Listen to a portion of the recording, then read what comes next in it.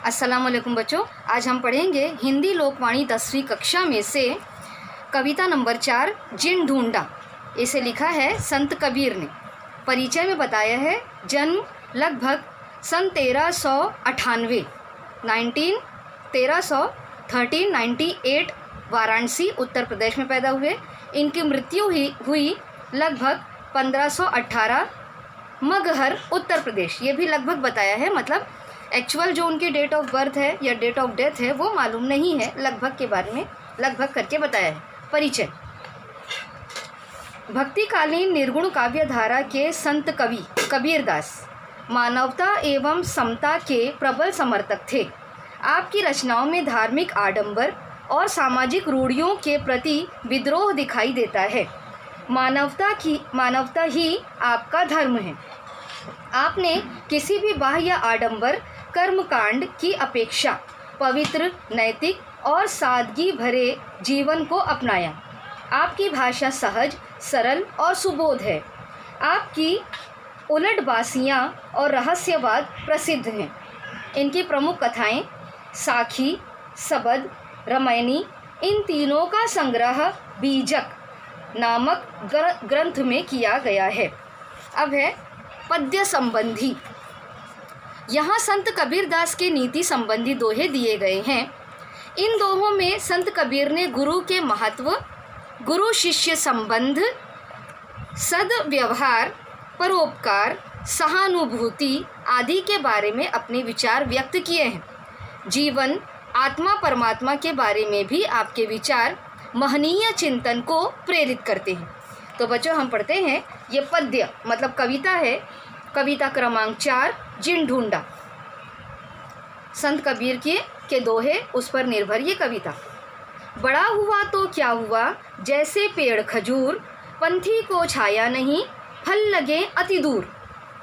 तो यहाँ पर कवि संत कबीर कह रहे हैं, बड़ा हुआ तो क्या हुआ, जैसे पेड़ खजूर, मतलब खजूर का पेड़ कितना बड़ा होता है, लेकिन उससे क्या होता है, तो इसका कारण क्या बताया है। पंथी को छाया नहीं, मतलब पेड़ अगर बहुत बड़ा होगा तो उसकी छाया पंथी को यानी मुसाफिर को नहीं मिल सकती।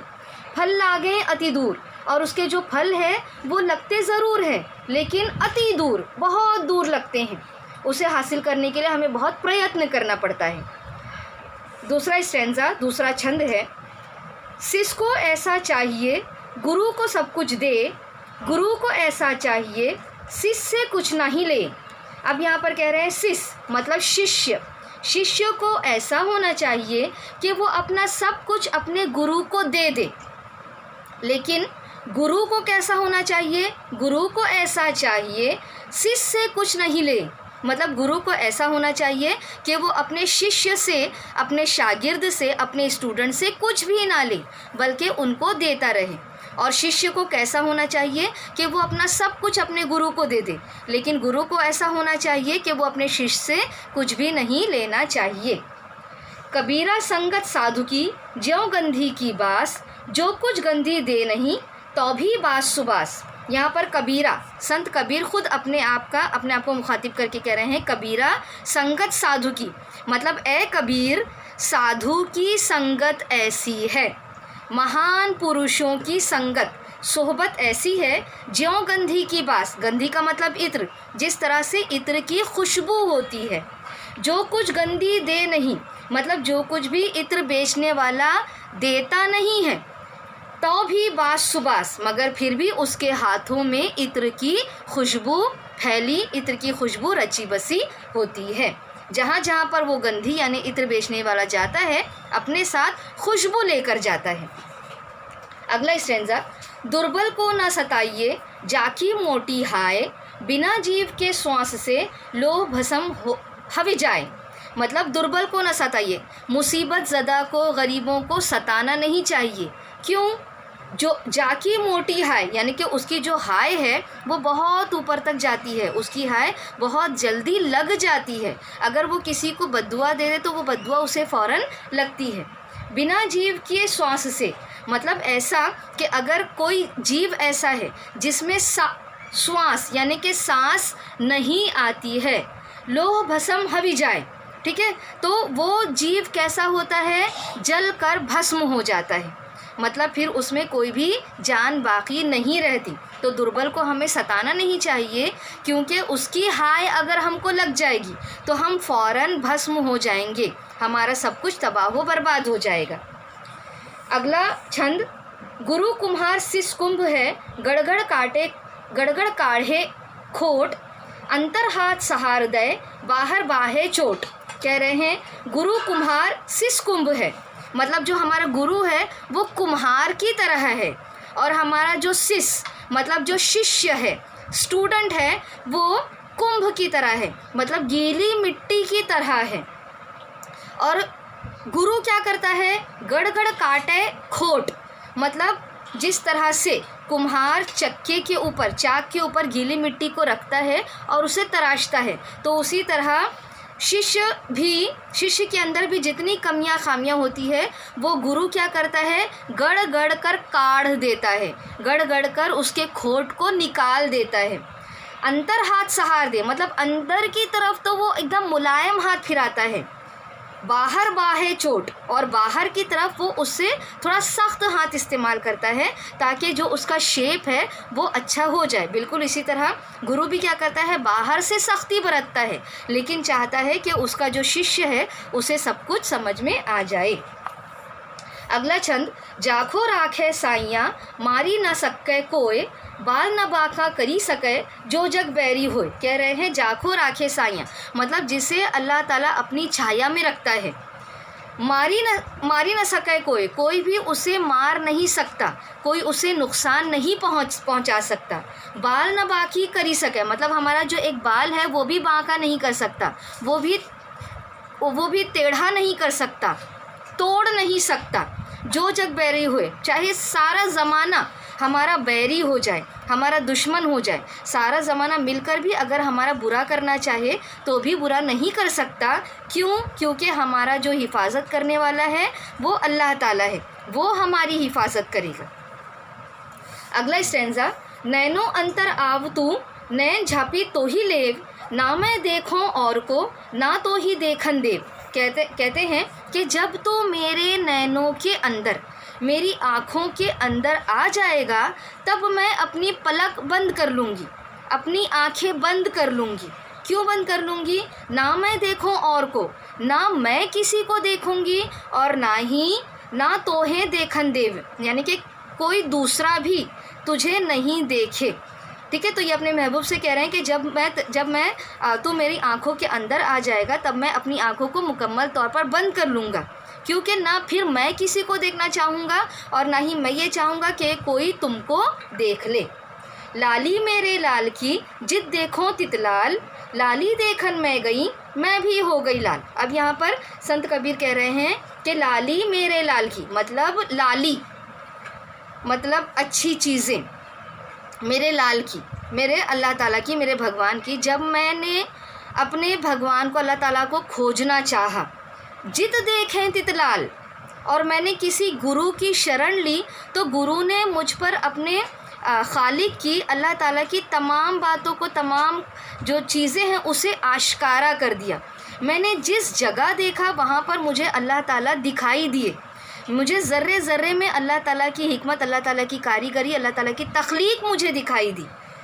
लाली देखन मैं गई, मैं तो अल्लाह ताला को ढूंढने गई थी, और आखिर में क्या हुआ, मैं भी हो गई लाल, मतलब मैंने भी अल्लाह ताला को पा लिया। इस पूरी दुनिया में मैंने अल्लाह ताला को खोजना चाहा, और हर चीज़ में मैंने अल्लाह ताला की कुदरत देखी, कारीगरी देखी, तो मैंने खुद अल्लाह ताला को पा लिया, अपने अंदर जज्ब कर लिया।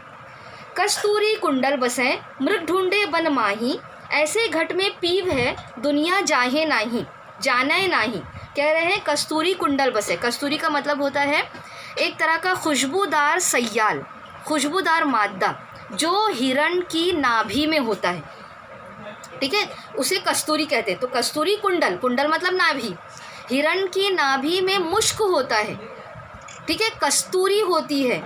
मृग ढूंढे बन माही, मृग का मतलब हिरण, हिरण क्या करता है, बन के अंदर वन में पूरा वन ढूंढ डालता है, पूरा जंगल ढूंढ डालता है, क्योंकि उसे लगातार मुश्क की खुशबू आती है, कस्तूरी की खुशबू आती है। तो वो सोचता है कहीं ना कहीं जंगल में कस्तूरी है, कहीं ना कहीं मुश्क है, तो वो पूरा जंगल ढूंढ डालता है।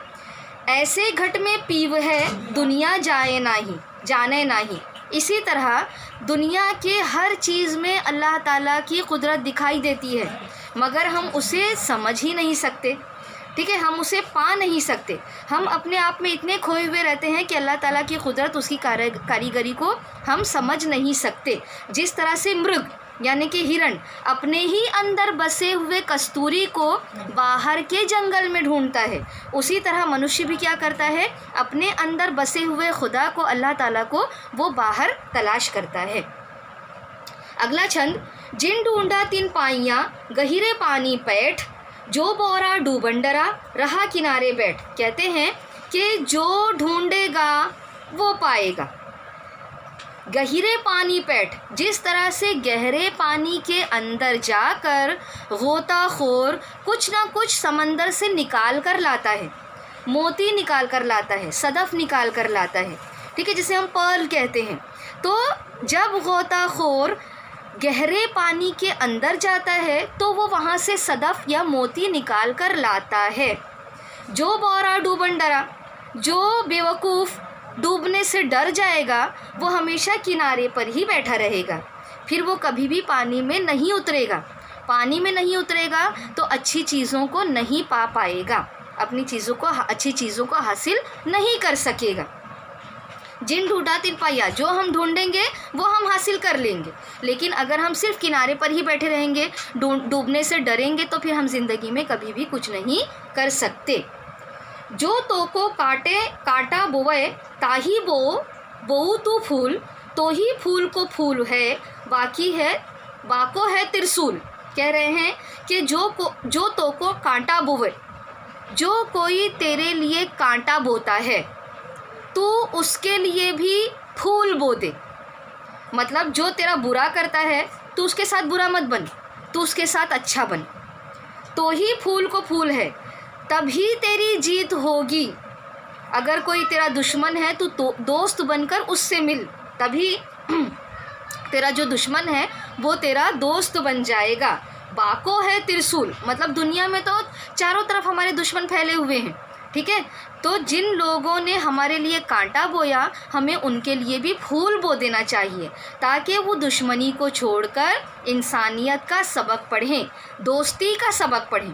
तो बच्चों, इस तरह से ये पाठ कविता क्रमांक 3 जिन ढूंढा जो संत कबीर दास की है वो हम लोगों ने पढ़ा। तो इसमें उन्होंने बताया है कि हमारे जीवन, हमारा आत्मा परमात्मा, हमारे अंदर जो जितनी भी चीज़ें हैं वो हमारे अंदर पाई जाती हैं, मगर हम उन्हें बाहर की दुनिया में ढूंढते हैं। सबसे पहले तो हमें अपने अंदर अल्लाह ताला को, खुदा को तलाश करना चाहिए। ठीक है, और हमेशा हिम्मत और बहादुरी का मुजाहिरा करना चाहिए, क्योंकि अगर हम डर जाएंगे तो हम एक जगह छुप कर बैठ जाएंगे, हम अपने खौल से बाहर नहीं निकल पाएंगे। इसीलिए हमें निडर होकर कामों को अंजाम देना चाहिए, कामों को करना चाहिए। तो इस तरह से बच्चों, मुझे आशा है कि आप लोगों को ये जिन ढूंढा कविता जो मैंने अभी आप लोगों के सामने एक्सप्लेन की है, ये आप लोगों को समझ में आई होगी। बच्चों, इसे दूसरे साथियों के साथ भी शेयर कीजिए, मेरे चैनल को भी सब्सक्राइब कीजिए। अगर आपके लिए कोई क्वेरी है, कोई क्वेश्चन है, तो आप उसे मुझे कॉमेंट्स बॉक्स में पूछ सकते हैं। बच्चों, अगली वीडियो तक के लिए अपना बहुत ज़्यादा ख्याल रखिए, दुआ में मुझे भी याद रखिए। मुझे सुनने के लिए बहुत बहुत शुक्रिया।